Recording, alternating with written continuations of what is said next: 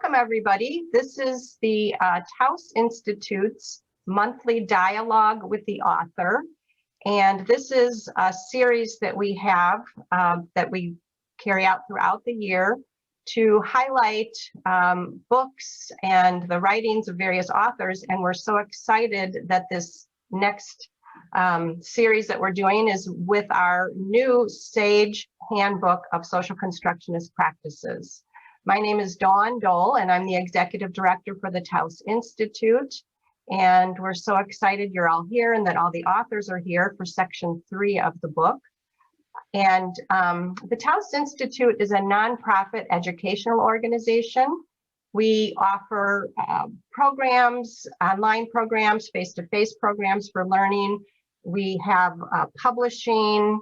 We have a lot of resources online. If you want to visit our website, it's just filled with articles and papers and videos. And we have a relational research network. So we're very active, and we'd love all you to participate in various activities as they come up. And it's all around social constructionist theory and practice. So it's a wonderful opportunity to connect with others around the world that are working with these ideas. And right now I'm going to turn it over to Dan and Sally, who are our hosts today. I'm going to spotlight them. Hello, everybody. We're Sally St. George and Dan Wolf. We're on the board of directors for the Taos Institute, and we were also the section editors for practice in therapeutic professions in the Social Constructionist Handbook. So, as a little shameless promotion, here it is. See that? If you don't have yours yet. Okay. So we were fortunate to be part of this book, as Sally said, as a section editor. This book is just out now, I guess, for a few months. There's sections in there, not only on our therapeutic professions section, but there was one on research that was talked about last month. There's another one on organizational development that's coming up, another one on education, another one on healthcare, and finally on community practice. So we're really very proud of being a part of this book, and we want to acknowledge, the major work by the editors, Sheila McNamee, of course, Mary Gergen, Celiane, Camargo-Borges, and Emerson Rasera. They were the editors for the whole thing. We appreciated all the help that they gave us in working with the authors of our section. So we're happy to kind of introduce to you today some people who you maybe already know, maybe you don't. These are the authors of the chapters in our section, which we're really excited about. And we like to give them a chance to speak a little bit about their thoughts and maybe the backstory of what they wrote. So the way we've asked them to participate with us is in a different kind of dialogue. When we go to book openings or launches, we like it when the authors read to us. And so we've asked our authors to read a short section to begin, and then to tell us what made that important. And then after that, we have a couple other rounds of questions that we'd like to ask them and for their comment. So as we begin, we'll just go through them, or we'll ask them to comment in the order in which their chapters appeared in the book. So if you have questions, put them in the chat. I'll try to keep track of them. We'll reserve the questions and answers to the questions for the end. We'll hope to have time for that, but we'll just have to see how it goes. But put your questions in the chat. We'll notice them there. So we would ask Stan Whitkin and Chris Hall to lead us off. Their chapter was Social Construction and Social Work Practice. Okay, thank you. Can everyone hear me? Yes. Yep. Chris, can you hear me? I sure can. Oh, good. That's important. It is. Okay. Well, happy to be here. Thank you, everyone. Thank you all for coming. I think I want to start very briefly before we get to the passage and why we chose it, to just, for those who may not have read the chapter, briefly just enumerate the overall aims of what we were trying to do. the chapter was social work and social construction. And so what we were, our aims were to provide information to readers about social work, because we were told when we wrote this that we shouldn't assume readers knew about social work. So we provided very basic information about social work. Then we also compared how social work and social construction address different issues that we thought were important. For example, issues of values, issues of criticality, issues of the meaning of the social, since they both have social in their titles, and research, among others. And then finally, another aim was to explore how a social constructionist orientation has or could be used to enhance social work practice.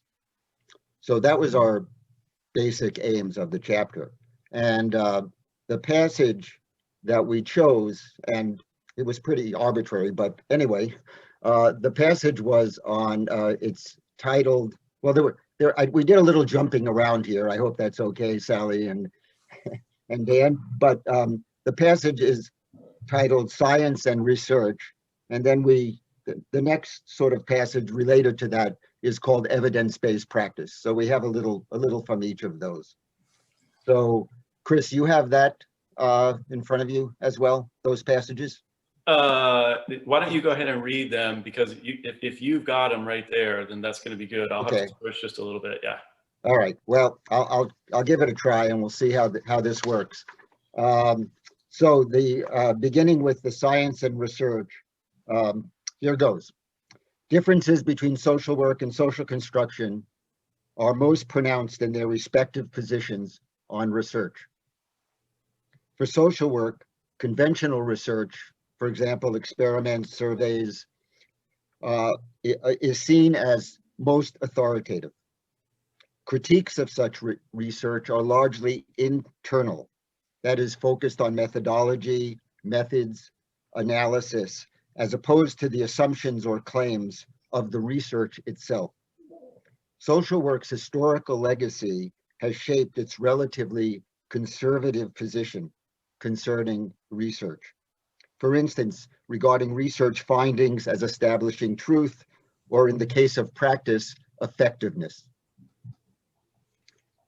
In contrast to the above, social construction takes issue with the authoritative claims of conventional research and encourages equal status for alternative forms of inquiry. Additionally, social constructionists are more likely to focus on how what we take as truth functions in terms of its implications for social life. Research-generated truths receive their authority through social processes rather than their veridicality about reality. And then, so that was that part.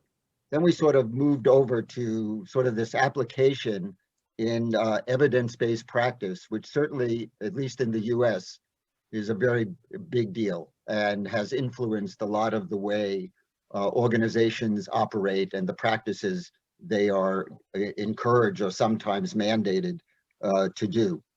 How am I doing on time here? Can I read another little passage? Yeah, we set 4 minutes for each person, and there's 2 of you, so Oh, good. you've got Okay. 8 minutes, and you've already used 4.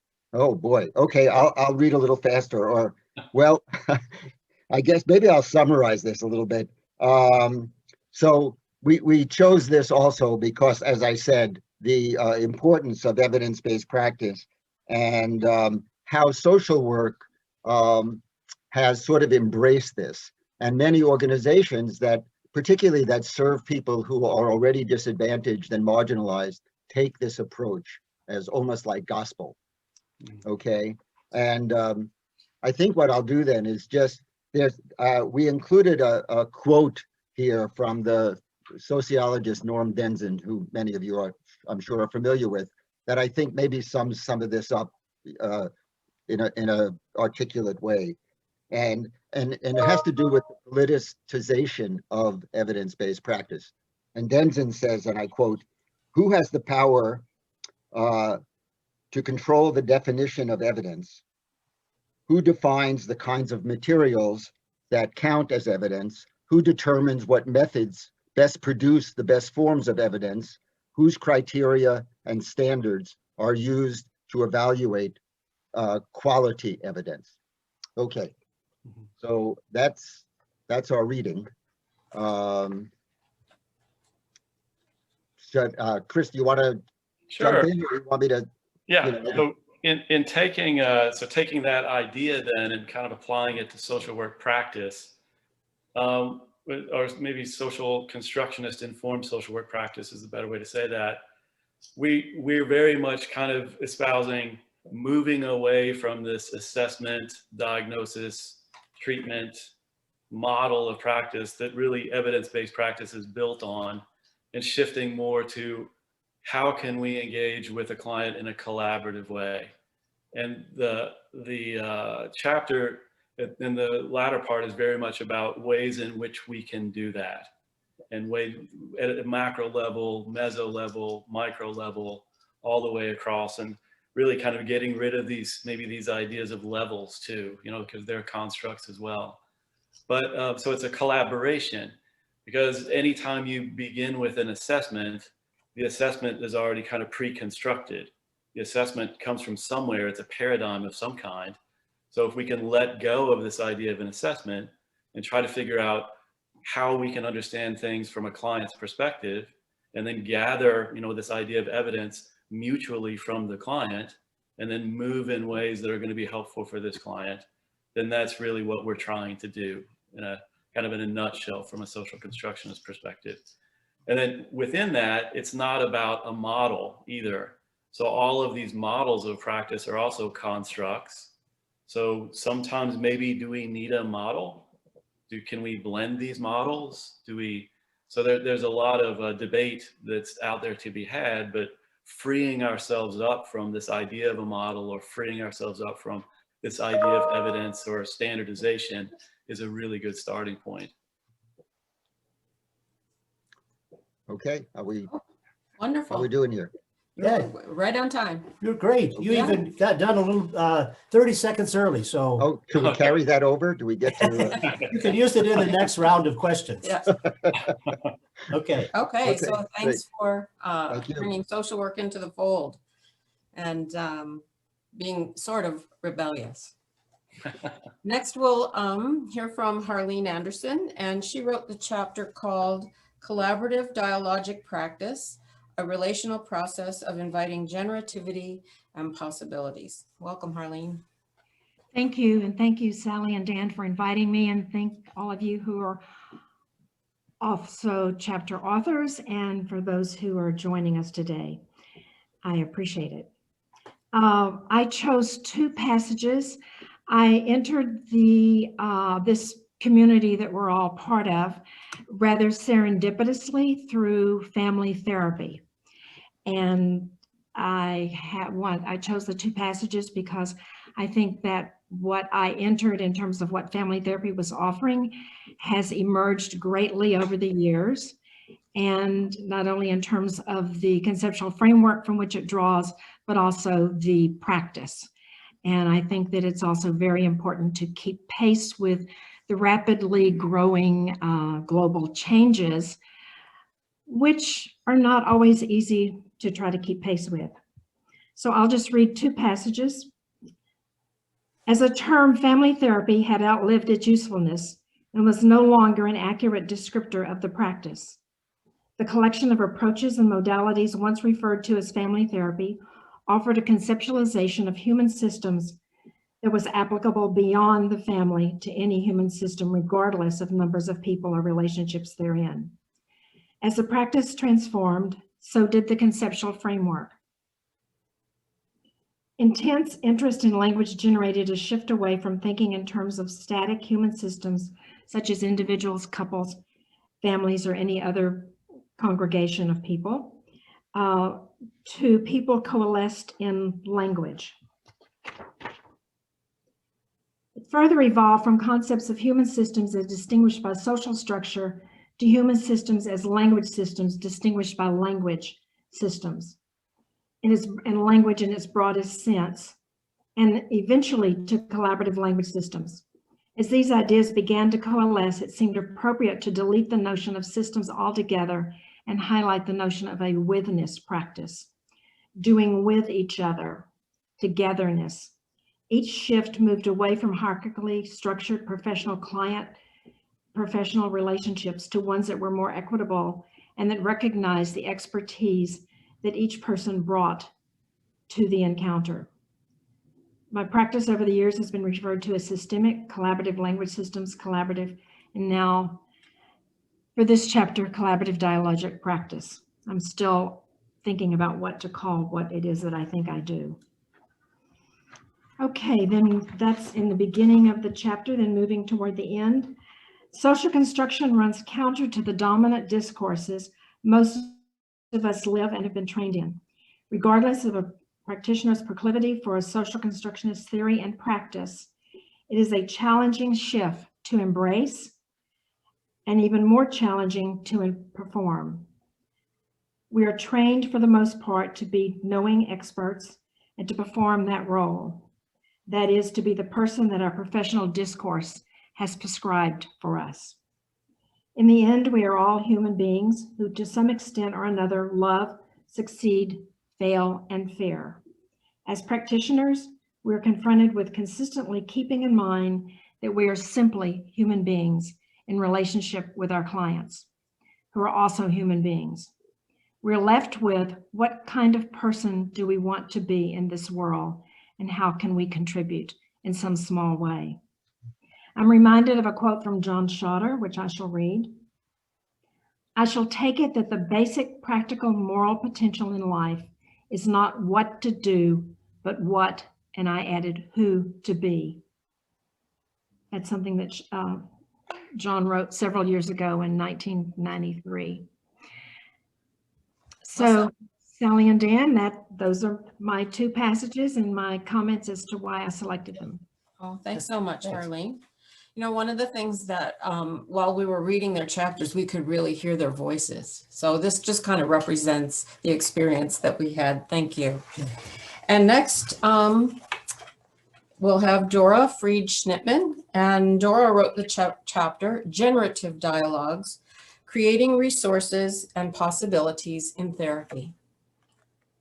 Hi, Dora.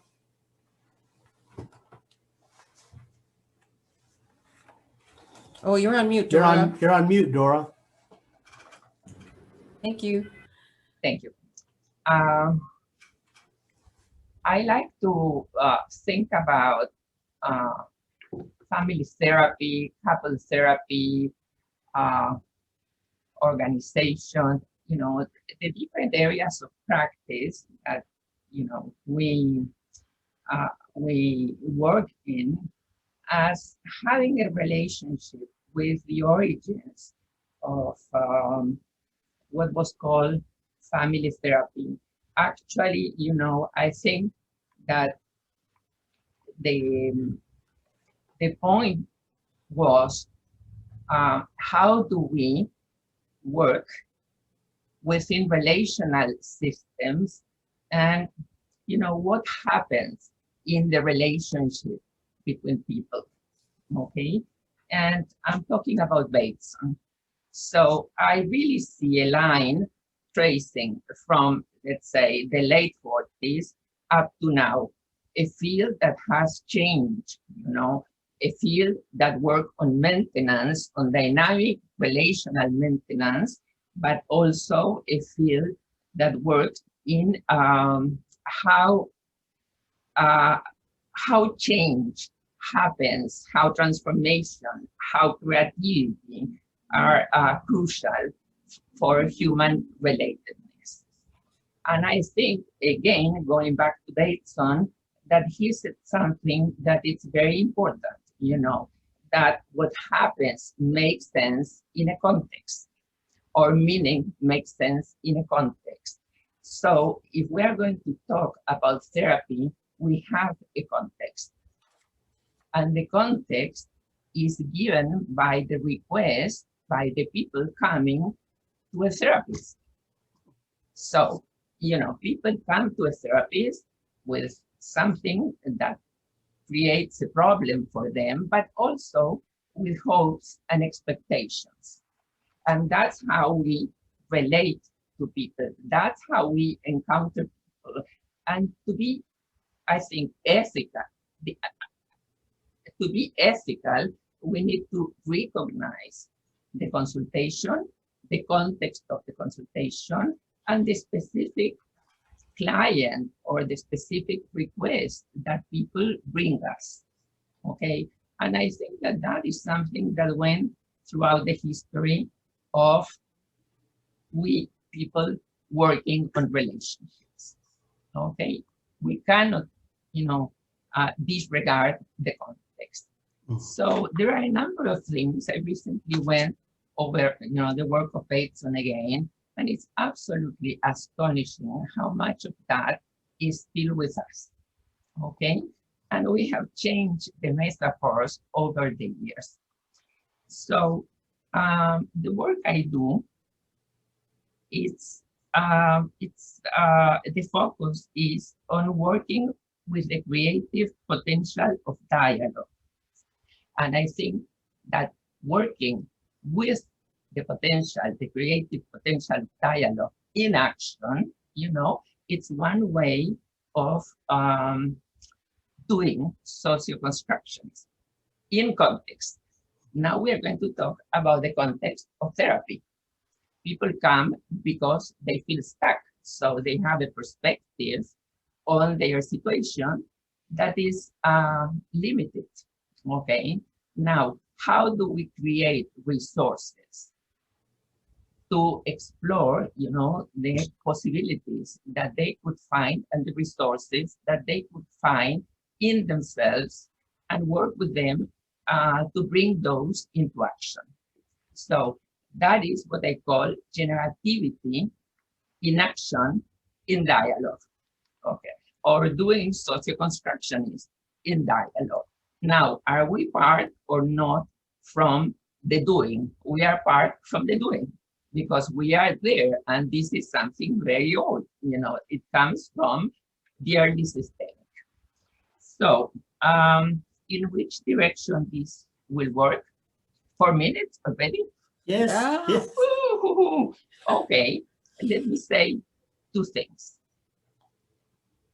The approach is generative because it works on creativity in dialogue, and it's Bachtinian from that perspective. It's doing in dialogue together or creating in dialogue a new reality or new possibilities based on active understanding and expression with reciprocal responsiveness, and it's embodied. So with full attention and full presence. So that's what the approach is about.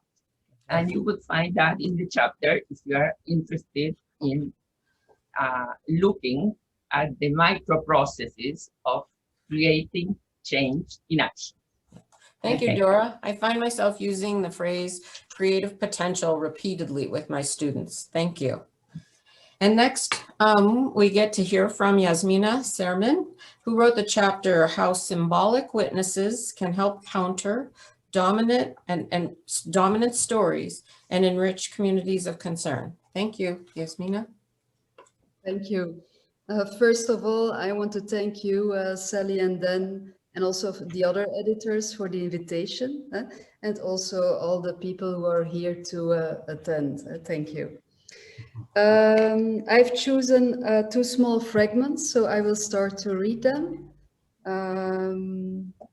Voila. Through her involvement with many people, the symbolic witness, Vasalisa, succeeds in breaking down the walls between the therapy room and the outside world, and the walls between clients. She weaves invisible threads of connection by means of which a symbolic community of concern is co-created, in which clients' local knowledges around countering specific problems can circulate. And another small fragment.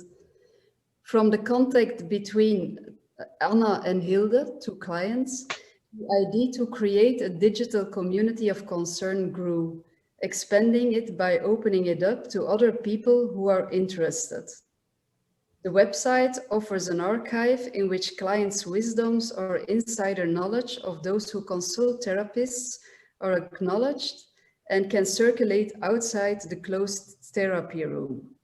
In this way, the lives of clients are linked, problems are depersonified, and placed back into the realm of culture and society. So I've chosen these fragments because they say something about the challenge I experience daily in my own therapy practice, to find ways to work in, but also connected to a societal system that focuses on individuality, efficiency, and rationality.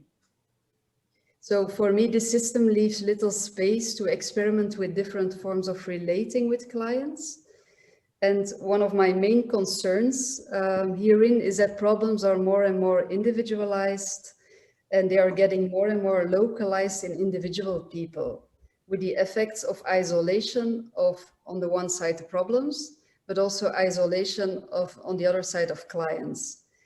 So a question I struggle with is, how can I, as a systemic and social constructionist practitioner, avoid the trap of this individualization? And this article and the fragments you just heard connects to that. It is an example of an experiment in which I try to break down the walls of the therapy room in a way that I try to reconnect clients with each other and also with the outside world, and to bring forth their knowledge instead of seeing them as problematic. Awesome. Thank you very much. I think a good example of creative potential. Yes. For therapy and for clients and the therapeutic work. Thank you. Okay. Great. Next, we'll hear from Emerson, Rasera, and Karl Lorenzi. And together they wrote the chapter, Contributions of Social Constructionism to Group Work. Welcome. Good morning and afternoon, everyone. I hope you are well. First, I want to thank the editors of the Handbook and Taos Institute for organizing this meeting. My special thanks to Dan and Sally.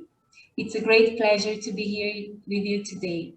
My name is Karl Banais. I'm from Brazil, and I will present the chapter entitled Contributions of Social Constructionism to Group Work, written by Emerson, Rasera, and I. The passage we choose to demonstrate our argument is located on page 161-62 of the book. It says, in addition to the use of certain resources already present in other therapeutic proposals, the constructionist discourse also allowed a redescription of what constitutes the group and its form of organization. Therefore, the group can be defined as a discursive practice, a way of creating realities through language that produce certain forms of relationship among its members. So, group work has different meanings depending where, why, how, and who is involved. The idea of the group as a discursive practice emphasizes how group work is characterized by the negotiation of a group contract that delimits some forms of organization and possibilities of interaction, by a view of the problem and change as being constructed in language, by the understanding of the therapist's practice as a conversation partnership, and by the ethical political analysis of its way of functioning. That is, to conceive the group as a discursive practice means shifting attention to how we produce the group in the process of social interchange. The aim of this chapter is to describe the contributions of social constructionism to group work in the therapeutic context. This analysis will be based on 4 points. First, the focus on language and the meaning-making process. Second, the valorization of collaborative, dialogical, and reflexive stances in the organization of the conversation. Third, the analysis of the identity implication of the group process. And fourth, an ethical political concern about group work. The selection of these points responds to an attempt to highlight a certain field of constructionist work without enclosing it in a single definition of a therapeutic model. Here we present each of these points and some illustrations. These points were selected based on both the central assumptions of social constructionism and on our previous experience in articulating such notions of group practice, to group practice. So we choose this passage because in our view, it shows both our effort to honor different practices already present in the field and our wish to expand the possibilities of group work throughout the recognition of the group as a relational achievement. We hope you enjoy reading our chapter, and thank you all. Hi, everyone. It's a pleasure to be here, to meet you, and to have the possibility to talk with each other about our work. Once again, as one of the book editors, I would like to thank Sally and Dan for their dedication as section editors and for making this session happen. I would like also to thank all the chapters authors for contributing to the book, which made it so rich, innovative, and inspiring. When we received Sally and then message, we thought that we would have just 4 minutes, and then Karl and I talked with each other, and we chose this fragment that Karl just read. And we also divided between us the task. Then she answered the first question, I will answer the second question, and if we have time, we will split the third question. But for now, thank you very much. All right, thank you. Thank you. Okay, and next up is Lois Holtzman, and Lois wrote the chapter called Constructing Social Therapeutics. Hi, Lois. thank you. Hi. Something in the middle of my screen, so let me, okay. Hi, it's a privilege to be here among all of you. Thank you. So in their introduction to this section of the book, which I love so much, Sally and Dan, they describe reading my chapter as like running a movie in your mind's eye. And there's no section that best expresses the work of constructing social therapeutics. So I chose several short scenes to share with you. Scene 1. This chapter shares highlights from the decades-long process of broadening and transforming the methodology from a non-diagnostic therapy to a postmodernized socio-cultural psychology of development to a new approach to social cultural change known as performance activism. There was no plan to this process. It was not rational or systematic. Rather, the process emerged from what we saw happening, both on the ground in our own activities and in the broader culture. It derived from the activity of building organizations that challenge the way established institutions do things, and in organizing people to build with us and create institutions and activities that humanize rather than harm. Scene 2. Originating as part of the social cultural change movements of the 1960s and 70s, social therapy was similar to other new psychologies of the time. In these ways, it tied the personal to the political, it engaged the authoritarianism, sexism, racism, classism, and homophobia of traditional psychotherapy. And its reason for being was that living under capitalism makes people emotionally sick. And the hope was that therapy could be a tool in the service of progressive politics. Scene 3.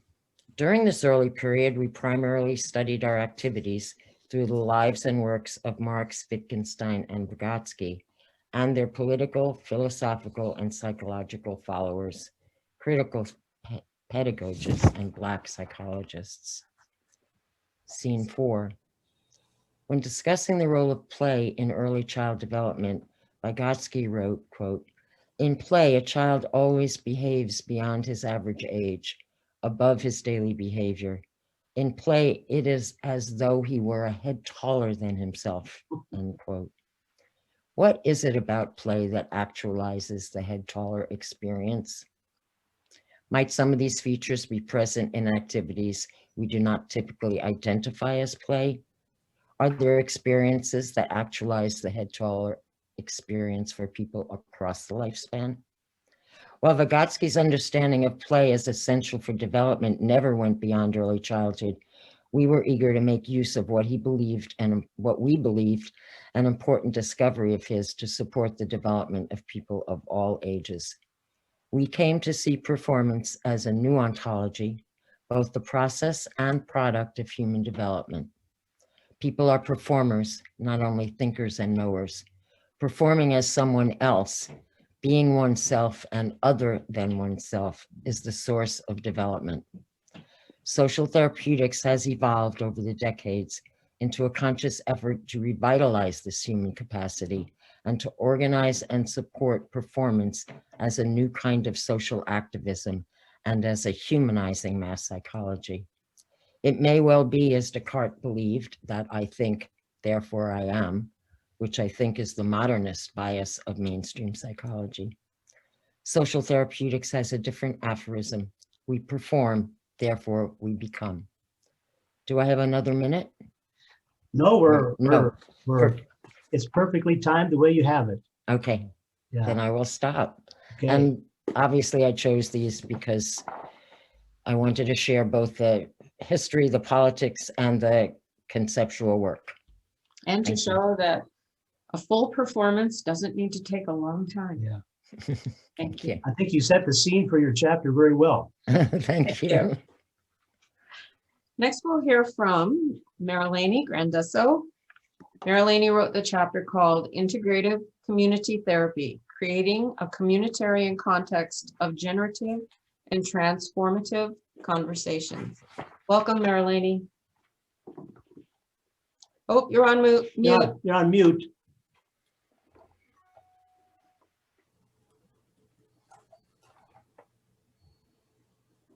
Sorry. Hello, everybody. I am nervous. English is very difficult to me. I will do my best. First of all, Sally and Dan, thank you, you two especially, to contribute to my chapter Could Be Better. Thank you so much. Our pleasure. Well, I choose to share with you some guidelines represent the sensibilities of community therapy. We name it integrative community therapy that is developed in Brazil since the middle of years 80s. And I think it's a practice that has some methodology organized in phases, stages, but the sensibilities perhaps open a space for dialogue with the other chapters. So I will read. A community practice empowers people, families, and social nets to recognize and develop their own capabilities, getting out the isolation that constant suffering tends to create. Suffering in all its facets tends to keep sufferers at bay. It places them at the margins of social life and reduces and weakens both the links between people and the possibilities for collaborative exchange and learning and the mutual help. In response to suffering, ICT, Integrative Community Therapy, I will refer as ICT. ICT proposes inclusiveness and collective space where organic connections, often overlooked, can set off a collaborative process that weaves novel meanings and possibilities together through language. Another guiding sensibility of ICT practice is the focus on potentialities and resources rather than on deficits, diagnostic categories, and patterns of normality or functionalities that tended to identify people as dysfunctional. ICT invites an appreciative eye and focuses on the best of the people and communities, that is, those positive components that can act as levers in the construction of change. The discourses that guide ICT conversations are of an appreciative nature, focusing on the future as an open space for more dignified and socially fair life alternatives. ICT favors a sense of empowerment as it recognizes and legitimizes the community and the person's knowledge as a knowledge of a third type, occurring in the flow of life, often as learned strategies while facing the harshness life presents. ICT invites one to explore through the exchange of learned experiences and relationally useful possibilities, more liberating and humanizing alternatives of life. Another ICT guideline sensibility is favoring collaborative and dialogical relationship. Thus, the conversational scenario proposed by ICT methodology invites openness, flexibility, respect, and coexisted with difference. The word integrative in ICT qualifies this approach as an inclusive proposal in which the polysemic shore of shared stories harmonize the voices that come from different cultures, socioeconomic levels, ethnic backgrounds, preference in the field of beliefs, and instance state in the world. ICT proposes a relational orientation, attention to cultural values, and the attention to relational ethics in a social constructionist orientation and collaboration and dialogue. Well, That's thank you, Marilene. Time is up for this question. And we'd like to say that Marilene has given us the opportunity to experience what she has written, and it is something. It is amazing. So thank you very much, Marilene. Thank you. I hope you could understand me. Yep. Thank you. And next we get to listen to Jill Friedman and Jean Combs, and they wrote the chapter called Individuals in Competition of Communities in Connection, Narrative. Or communities in connection. Oh, or I mistyped it. So sorry. There's a question mark. I'll read it again. Individuals in competition of community. Or. Oh. Individuals in competition or communities in connection? Yeah. Question mark. Yeah. Narrative therapy in the era of neoliberalism. Welcome. Glad to be here. In starting, we like to say that we have been socially constructed by our white settler colonialist culture as the owners of this little piece of property that was probably better cared for by the various tribes of the Anishinaabe nation that were here before we got here. We'd like to further acknowledge that the wealth that we enjoy is derived from the labor of enslaved people that was not economically reimbursed and that we're still trying to find adequate ways to make reparations for. Mm. And actually,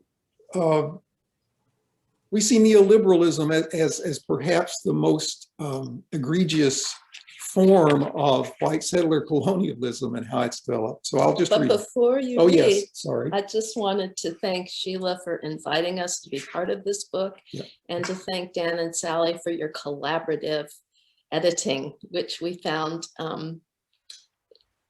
easy and joyous, which is not always the case with editing. So thank you for that. Yeah, that was great. So you can roll your eyes at the term of neoliberalism, but we're going to say neoliberalism shapes governments to create new properties, to privatize once public resources so that they can be traded and capitalized upon. Higher education becomes a business. Healthcare is managed as if hospitals are factories where doctors and nurses work on assembly lines. In the world of the free market, profit is the greatest good, the only meaningful measure of success or worthiness. In his book, The Happiness Industry, William Davies describes how from the 1970s onward, the healthcare industry has been influenced by neoliberalism. He documents the interlocking interests of the pharmaceutical industry and the American Psychiatric Association, where a majority of the authors of the Diagnostic and Statistic Manual are also highly paid speakers for drug companies. These relationships swing the focus of psychiatry more and more toward individual biologically based diagnoses for which drugs are proposed as the primary treatment. And the psychological state of the individual becomes a target for the accumulation of capital. In this world, it seems at times that disorders are defined into existence to further the market for drugs.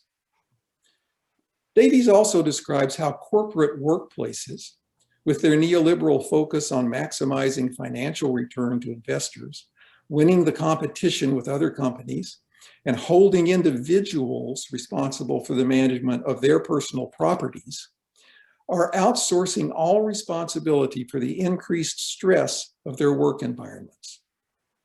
A whole happiness industry has grown up, offering stress management classes to profit from servicing the socially constructed needs of corporate wage slaves. A New York Times op-ed puts it this way: this is a kind of neoliberalism of the emotions, in which happiness is seen not as a response to our circumstances, but as a result of our own individual mental effort, a reward for the deserving. The problem is not your sky-high rent or meager paycheck or your cheating spouse or unfair boss or the teetering pile of dirty dishes. The problem is you. It is, of course, easier and cheaper to blame the individual for thinking the wrong thoughts than it is to tackle the thorny causes of his unhappiness. So we give inner city school children mindfulness classes rather than engage with education inequality, and instruct exhausted office workers in mindful breathing rather than giving them their paid vacation or better health benefits. I still have time to read a passage. Yeah, you got 3 minutes to go. Okay. We have not found it useful to take a stand against neoliberalism in our therapy conversations or to teach people about it as a part of their therapy. What often does help is to engage in a conversation that deconstructs some of the discourses involved in neoliberalism. For example, Margaret and Al came to therapy after Al lost a high-paying executive job and had begun to interview for a new position. Al and Margaret had very different views of their situation. Although Margaret appreciated the home and neighborhood and lack of worries about their financial future that Al's career had afforded them, she was also aware of the difficulties it had caused. Their 2 young children had already changed neighborhoods and schools 3 times, and their moves had caused the loss of more than one set of good neighbors and friends. Margaret was happy with their current home, not far from where her parents and sister lived, where she had been able to reconnect with some old friends. She wanted Al to limit his current job search to the Chicago area. Al thought that Margaret took his success for granted. He was proud of his career to this point and the sacrifices he had made and was willing to continue to make for his family. I began a deconstructing conversation by asking Al to tell me more about the sacrifices. He said they included long hours of work, which had him missing family activities. They left him little time to relax at home. When I inquired further about the effects of the long hours, Al and Margaret talked about not only the money the hours earned and the lack of worry about the financial future, but also about the strain on their relationship and how Margaret was turning more and more to her extended family and less to Al, which left Al feeling isolated and Margaret fearful of moving to follow a job. Although I did not use the word neoliberal, we learned that neoliberal ideas about success were making it seem that if Al did not compete for the best job and always be ready to move anywhere, anytime to fill it, his reputation would suffer and fewer physicians would be available to him.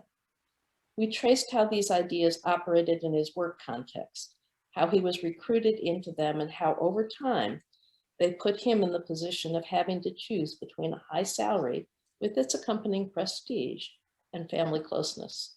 We also revisited and re-examined the plans and ideas Al and Margaret developed when they decided to marry and create a life together. I asked if they still treasured the hopes they had then for their relationship, their children, and their life together. They did. We then looked together at where ideas of success had taken them as a family. This was clearly not the place they planned on. These conversations were not easy, but they were worth it as they put Al and Margaret together and in a position to decide jointly about Al's next job. They would choose not only according to financial reimbursement, but to how the new situation would fit with the life of connection and cooperation that they desired. Fantastic. Awesome. Thank you. The power of an example for an exemplar. Thanks very much. Thank you. Okay, and now we ask Karl to kind of finish us out. This first question for sure. Karl Tom wrote the chapter called Post-Truth and a Justification for Therapeutic Initiative. Welcome, Karl. Okay, thank you very much. I just want to express my appreciation to Sheila. Up Oh, here. you went back on. You're muted. You just muted, Karl. The last thing I heard was Sheila. Okay. Okay, I just wanted to thank you folks for including me in this book because I'm not totally immersed in social constructionism. I have one foot outside of that domain, but I appreciate you being able to allow me to be part of this conversation. I selected a couple of segments of my chapter to read, and I'll start with the introductory part. As we as therapists become more aware of how realities are socially constructed and that alternative truths are possible, we become more uncertain about how to proceed in therapy. Although uncertainty has significant benefits, especially in loosening one's entrapment, in limiting or problematic truth, too much uncertainty can become a liability. When clients ask for help, we need to respond. And in doing so, we need to accept a reasonable truth to guide our initiatives. But which truth?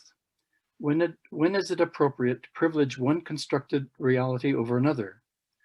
In this chapter, I propose that the complementary paradigms of social constructionism and bring-forthism provide sufficient tentative knowledge for us as therapists to make choices and become proactive, even in the absence of certainties. So then I go on to offer a definition of post-truth, and I place both of those paradigms of social constructionism and bring-forthism within that framework. And then I'll read the second passage. Both social constructionism and bring-forthism accept multiple realities and alternative truths. Both give priority to relationship over individualism. Both are committed to adding life to life. Whenever we find ourselves in a clinical situation in which we see an option to create an alternative reality that could diminish pain and suffering and/or enhance wellness, we should take the initiative to act to privilege that, quote, helpful truth. At the same time, however, that helpful truth is held tentatively. Both social constructionism and bring-forthism actively attend to the immediate and remote consequences of any initiatives taken and propose seeking alternative truths whenever the relevant consequences appear to be more problematic than helpful. Both paradigms are useful in supporting constructive initiatives in systemic therapy. What then are the main differences between these two paradigms? In some respects, they reflect two sides of the same coin. Social constructionism posits relationship itself as the foundation out of which realities are constructed. It gives priority to what takes place in the interpersonal space between persons. A major strength of social constructionism is foregrounding how social interaction and collaboration are instrumental in creating knowledge. It does not, however, explain how the social actors come to exist in the first place. When a therapist wants to foreground the origins and status of the actors, who through their interaction come to generate knowledge, the bring-forthist paradigm becomes more helpful. Bring-forthism posits cognizing biological organisms in relationship with other living organisms as the foundation out of which realities are constructed. It gives priority to understanding how individual persons, through their evolution and living, become capable of bringing forth distinctions and generating realities in their social interaction. In the absence of living organisms, there can be no interactive relationships to start with. The necessity for the continuity of biological living provides bring-forthism with a significant justification to prioritize initiatives that preserve the state of living, which ultimately enables the relationships through which knowledge is constructed. So the reason why I selected that passage is that I do see that social constructionism does have something missing with respect to making choices about which reality to privilege. And I see that bring-forthism does provide that in being grounded in supporting the continuity of living. So that's why that passage was important to me. Okay, thank you, Karl. Karl, thank you. We've had the opportunity to work with Karl for 13, 14 years, That's and right. there's lots of opportunity for challenges and new challenges and continued challenge. So thank you, Karl. Okay. Okay, so that is our first round, and we'd like to do a second round if we could. And what we've asked our authors to think about is, as they listened to or read the other authors, or as they've listened to the other authors or read their chapters, what kinds of crossovers did they find? So we're asking them to identify connections with and or be witnesses for each other. And we'll go in the same order. How much time do we give it? And everybody gets a minute and a half about. Really? Yeah. Don't you think? A couple minutes. 2 minutes. We'll say 2 minutes. Just kind of a few brief comments in response to the other presenters. Okay, we'll go back to Chris and Stan. Chris and Stan. Okay.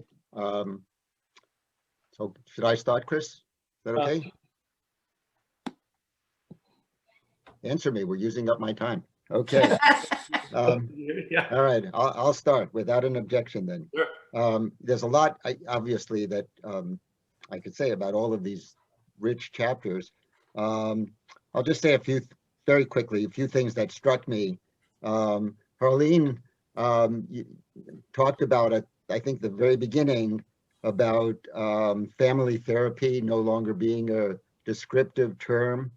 And I thought of that as a thought I have. It's similar to how I think about research, which is what we were talking about.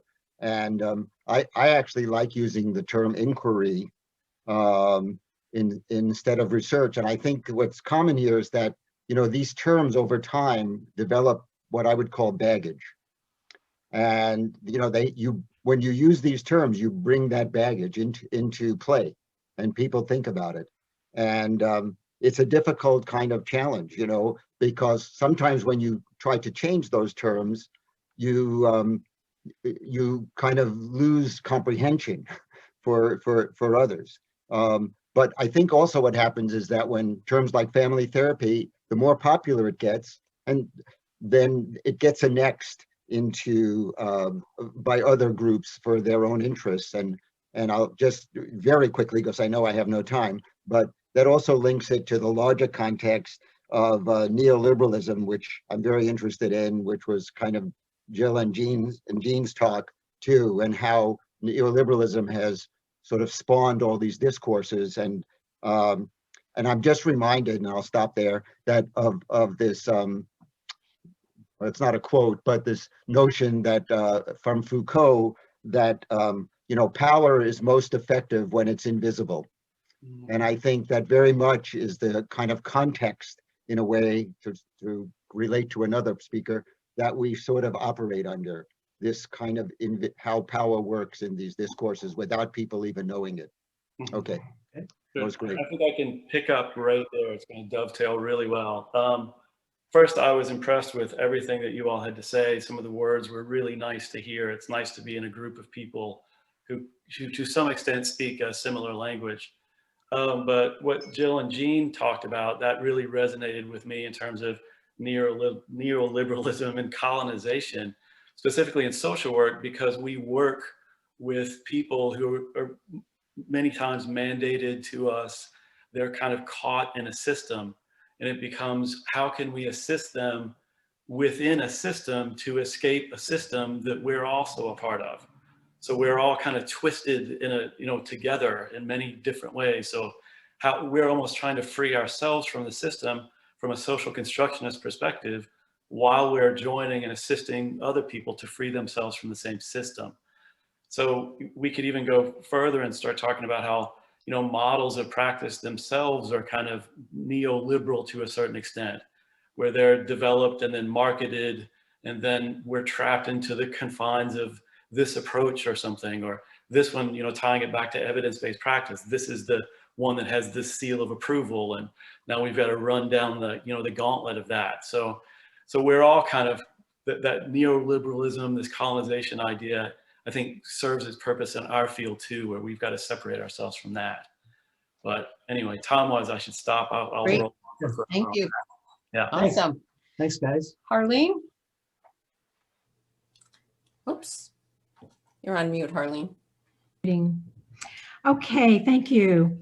I found commonalities of practice across all the chapters, and probably because I was looking for it to some extent. So I'm just going to list what I see as some of the commonalities of practice. I think all chapters suggest the usefulness of their approach outside our professional walls and disciplinary arenas. I think that the authors do what they have learned to do differently. I think there's also a commonality, a thread of possibility for transformation in professional and client identity. I particularly thought about that in terms of Stanley and Chris's chapter of not so much social work changing its identity, but first of all, social workers. Okay, another commonality, attention to ethical and political. Another potential of what is created being carried beyond the therapeutic context, which connects with what my first one. Away from pathologizing and stigmatizing discourses, spaces for relationship development. And I think one of the highlights for me is creating humanizing communities. Great, thank you very much. Thank you. Okay, Dora, connections. I enjoy very much reading all the chapters. There's no time to choose more, to draw connections. So I will go to Lois' chapter, okay? I like very much the idea of performance, and performance as a possibility of creating and recreating yourself and helping others to recreate themselves. And that fits very nicely with the generative approach, in which each time, you approach a process, you need to recreate yourself for that process, because it's a unique process. You are going to research into that. And what you do with clients is very similar, because when clients come, they prioritize a certain perspective of, the world and themselves in the world. And when you work with them, you help, you sort of recreate other versions with them, other versions of you, other versions of themselves. You create resources, you create possibilities, And in a way, they have to play, as a child play, a new self, a new identity, a new reality. So I would say, you know, that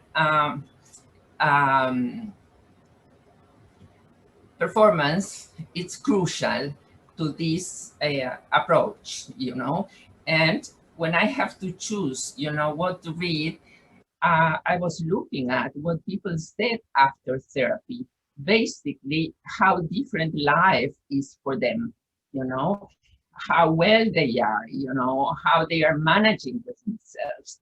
And that emergence, you know, of a new dimension of them and life, you know, it's crucial to the process. And that's a way of serving, you know, the singularity and at the same time, uniqueness, and through responsiveness and through the creation of a new intelligibility that happens in the space in between people, you see a new person emerging. Great. Okay. Thanks for that Dora. connection. Thank you. Yasmina. I also read and heard multiple lines of crossovers or connections. How do you say that in English?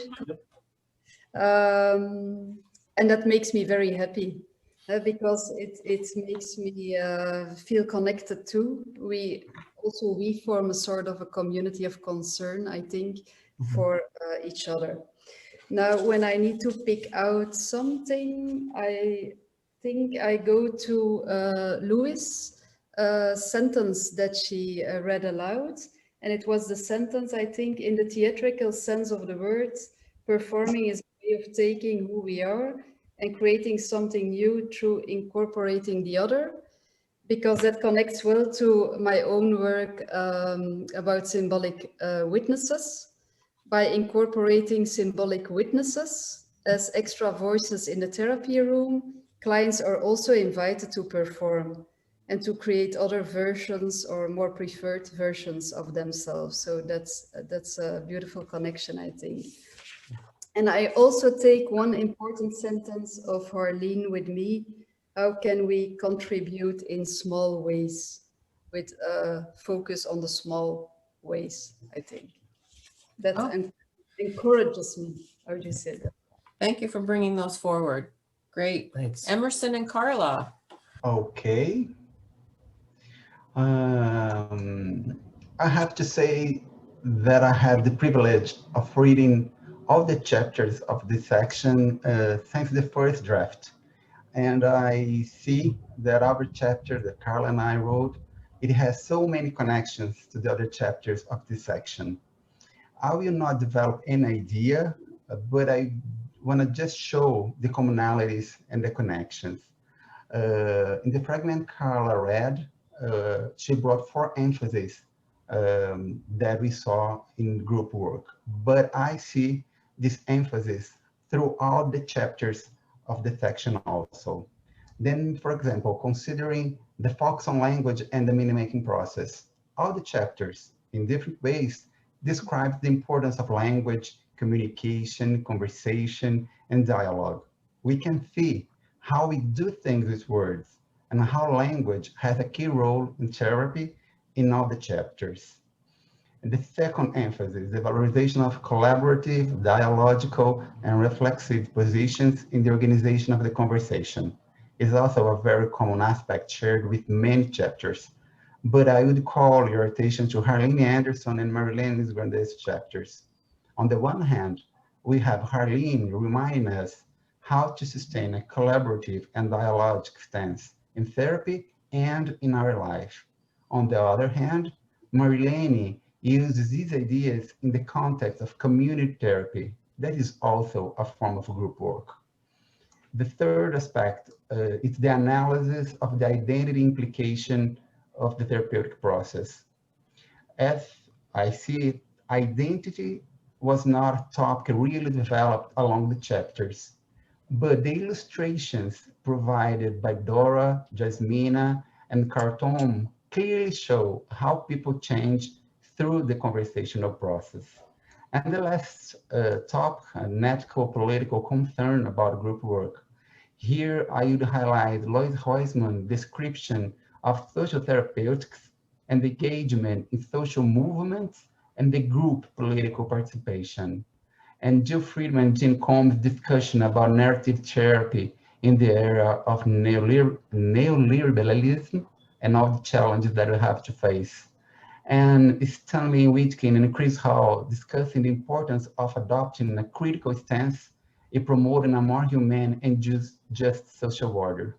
I think all of them, they illustrate in our chapter, I tried also to do that, the invitation for social constructionist therapists to consider the possibilities of group work and at the same time, the possibilities and the potentialities of the constructionist discourse for group therapists. Emerson, thank you. More ideas.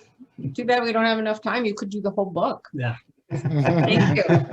Now, Thank you, Taylor. Emerson's drawing all this together, Yeah. why he was one of the editors for this That's book. right. Right.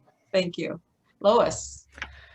Oh my goodness. Well, just to build on what Emerson was just saying, I'm even from the time we started doing social therapy as therapy, we would always say when an individual session is a group of two, it's still a group, it's a group of two. And and when you were talking, Emerson, I realized that I think that all the chapters convey that. They really do. I think there's not a huge distinction, even though I'm a lover of groups and group therapy and was so excited to read your chapter and Marilene's and others. I do think that it's kind of how you look at things. So if you look at things as groups, you'll see groups. If you look at things as individuals, you'll see an individual session as two individuals. The other thing I wanted to say, it's kind of all over the place. We're so wedded to our languages. That's one thing I felt from reading all the chapters, including myself, and how much we learn. On the one hand, how much the chapters were trying to bridge languages. And I was just wondering, how could we create an entirely different language rather than just trying to bridge them? Could we create something different? Because I really think that what I learned from all the chapters is that it's not so much what we say, but how we say it. And so the relational and the inquiry and the curiosity is just what comes through. And yet we put all these fancy words, myself included, onto it to help people understand, but that's not where it's at. Yeah. Thanks for the question. We'll think about it. I'll have to find a new language. Yeah. I like that idea. Thank you. Okay. Marilene. Marilene, unmute. You're on mute. And we want to hear. Not yet. Still muted.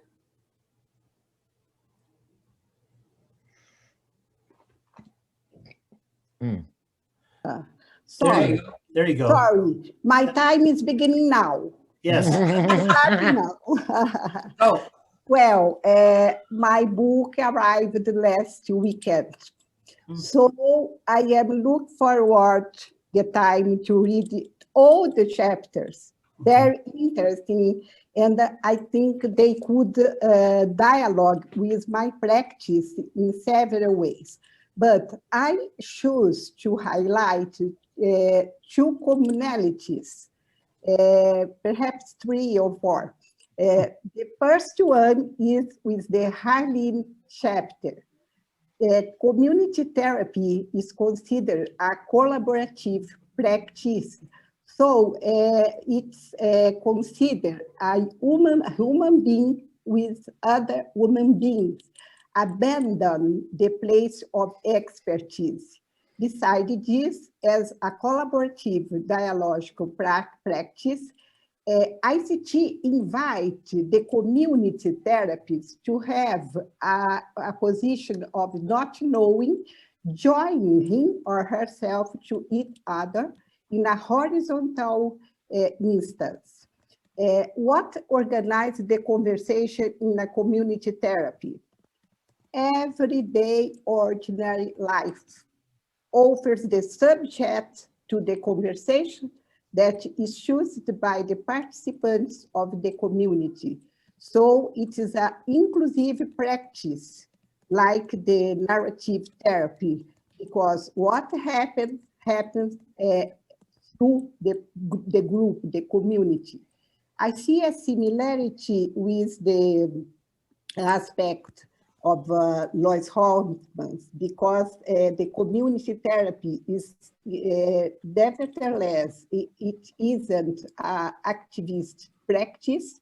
He has a transformative of the conscience of people, just increasing his sense of citizenship, the rights for just, fair, for respect, for equity, like Lois promotes in her work.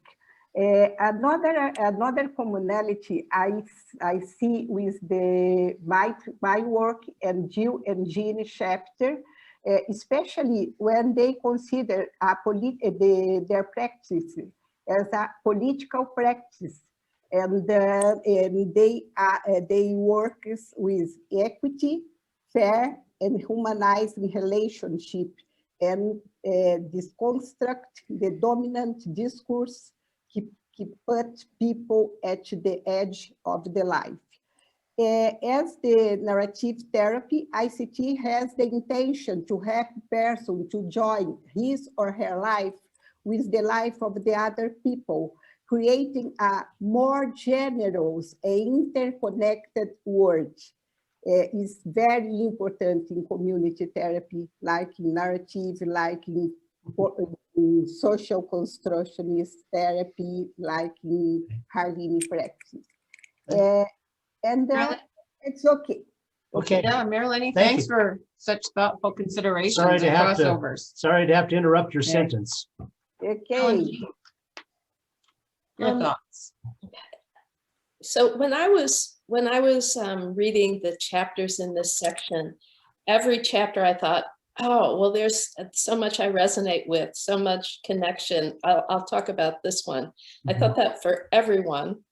But then I found myself coming back to Harlene's chapter. And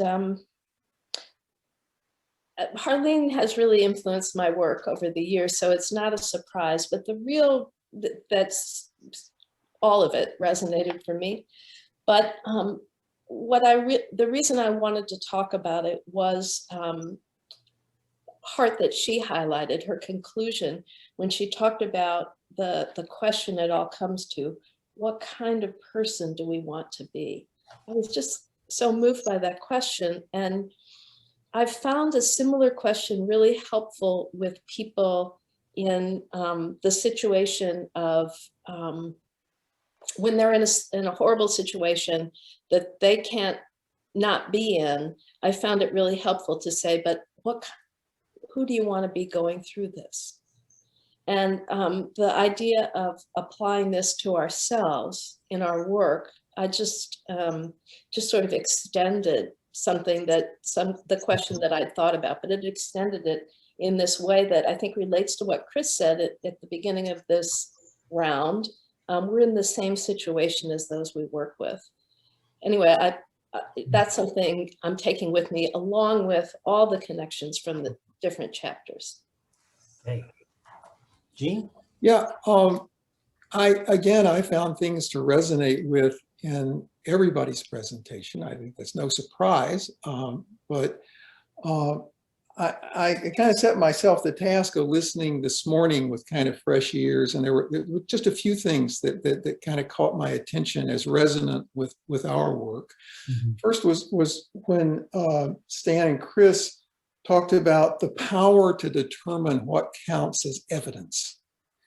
And I think all good social constructionists should be thinking about who has the power to set the social constructions that we're living by, and we should be really thoughtful and supporting each other in what Jasmina referred to as communities of concern. And I think we need to keep working on strengthening our communities of concern at the margins so that we keep each other aware of the dominance of discourses like neoliberalism that are so harmful to so many of the lives of the people we want to work with. The last thing that stood out as really resonant with our work was just Lois's emphasis on performance. And she said it in various ways, but she said, we perform, therefore we become. And we're always talking about how we're in therapy, in community work, we are literally making each other up moment by moment. And the ethical question becomes, who and how are we making each other up? What sort of world are we, to quote Karl, bringing forth in our interactions? Okay. Great. Thanks. Thank you. And Karl, you can finish us this round. You can finish this round for us. Thanks. I'll be very brief because so much has been said already about the commonalities and overlap of the various chapters and so forth. And what really stood out to me was the anonymous quote in Marilina's chapter. If you want to go fast, go alone. If you want to go farther, go together. I think we should go together. Awesome. It's a nice way to put a lid on it. Yeah, very nice. Thank you. Okay, so we've made it with 5 minutes to spare. Dawn, should we open it up if there's any questions? Let's see. Here, Kathy's, if I could read out this question that Kathy's put in the chat. There's been so much that has been shared that I feel very close to in many ways. I have a question perhaps for us all, whether we might want to consider abandoning the idea of truths at all, therefore not needing alternative truths, but perhaps considering that what is becoming is what we co-create together.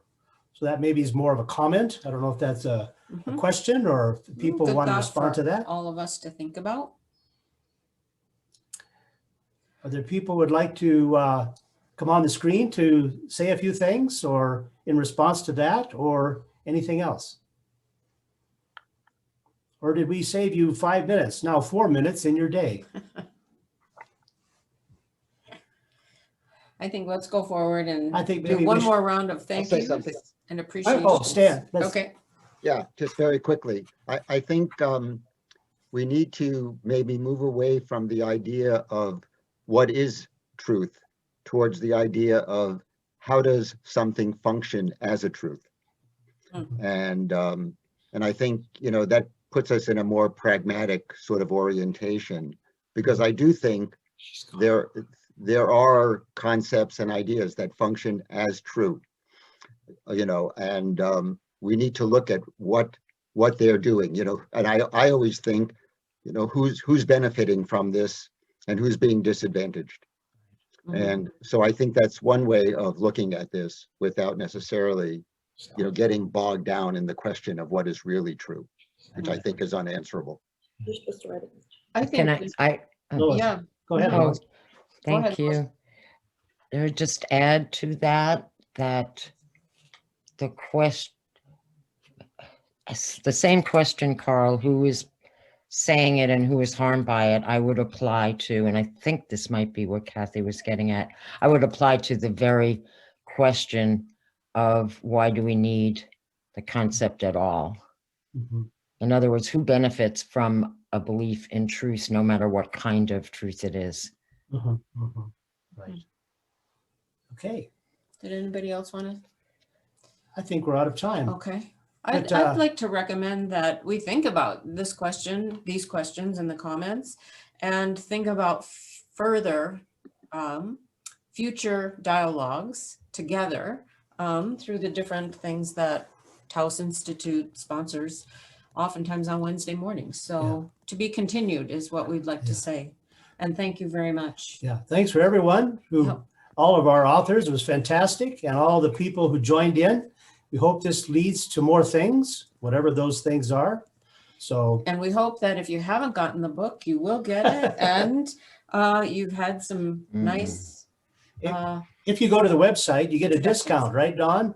There's a So discount. we have a website that we call the Taos Institute Online Learning Community Platform, and it's a Ning platform. I will include the link. I'll send everybody an email who registered for this webinar today with that link. And there's a space there where we can continue the conversation if you'd like to continue it online with each other. And that is also where the recording link will be for the recording of this webinar and all of our dialogue with the authors. So thank you so much for coming and participating, and we look forward to continuing the conversation. Okay. Thanks, Dawn, for setting this up. Yeah, thank you, Dawn. Yeah. Bye, Happy everybody. Ann. Thank you. And everyone else. Thank you all. Thanks. Bye, thank you. Bye. Bye, thank you. Bye.